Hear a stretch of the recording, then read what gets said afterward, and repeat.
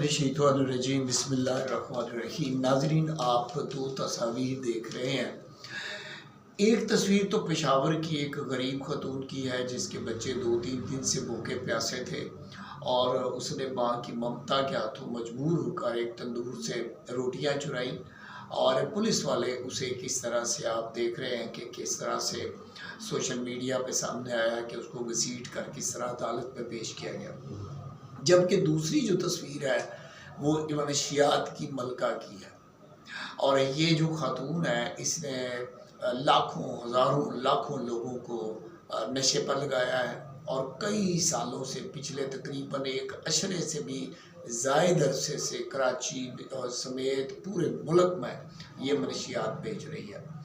और ये कोकीन बनाने की, रेड वाइन बनाने की कहा जाता है कि बड़ी मास्टर है, इसके हाथ में नशा है, इसने एक अपना ब्रांड भी मुतारफ़ करवाया है और उसके इस कारोबार में ना सिर्फ इसके दोनों भाई बल्कि ये भी कहा जा रहा है कि बेतहाशा दर्जनों के हिसाब से लड़के लड़कियां गरीब घरानों के जो इस धंधे में मुलव्वस हैं और उन्होंने इसके कारोबार को स्कूलों, कॉलेजों, यूनिवर्सिटियों, अस्पतालों, अदारों तक फैला रखा है। अब ये मोहतरमा पकड़ी गई है, कैसे, मैं इसके बारे में बात करूँगा। इसे जब अदालत में पेश किया गया तो आपने देखा कि इसको तो हथकड़ियाँ, इतना बड़ा केस, इतनी बड़ी मलका डॉन, और इसको हथकड़ियाँ भी नहीं लगाई हुई हैं और ये ऐसी अदालत में जा रही है कि जैसे कि ये मॉल रोड पर कैट वॉक कर रही हो। पुलिस वाले उसे उसके आगे पीछे उसको यूँ प्रोटोकॉल दे रहे हैं और उसको रास्ता भी इशारों से बता रहे हैं और वो बातें करती हुई, चहलकदमी करती हुई, गप्पे लगाती हुई, लहकती हुई, मचलती हुई वो अदालत में जा रही है जैसे उसे किसी किस्म की कोई परवाह ही ना हो।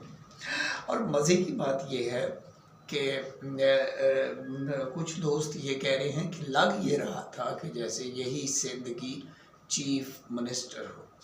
अच्छा, उससे और दिलचस्प, सबसे बड़ी दिलचस्प बात ये कि जो अदालत है वो भी पुलिस से दो हाथ आगे निकली। उसने फिज़िकल रिमांड दिया ही नहीं, उसने सीधा जुडिशल रिमांड पर उसको जेल भेज दिया ताकि 2-4 दिन में उसकी ज़मानत हो जाए। नाज़रीन, सवाल ये है कि ये जो मोहतरमा है ये कई सालों से कराची में और पाकिस्तान के दूसरे शहरों में धंधा कर रही थी।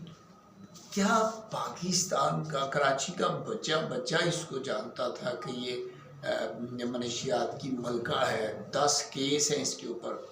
तो पुलिस को इल्म नहीं था, और अगर पुलिस के इल्म में था तो फिर पुलिस ने इसको गिरफ्तार क्यों नहीं किया?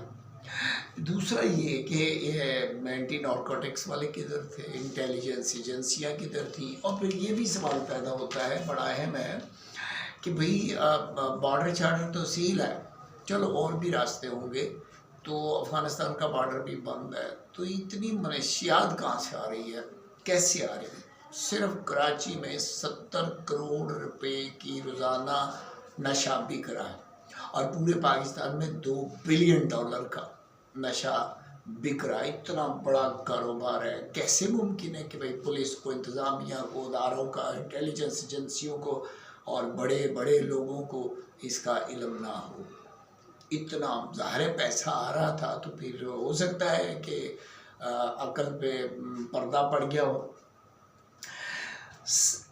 ये भी सवाल पूछा जा रहा है कि ज़ाहिर है कि इसमें कोई शक नहीं कि इंतज़ामिया हो या हुकूमत हो या सियासी लोग हों, या हो सकता है कि कुछ और अदारों के भी लोग हों जो इसकी पुश्तपनाही कर रहे हों, क्या उन लोगों का नाम मंजर आम पर आ सकेगा?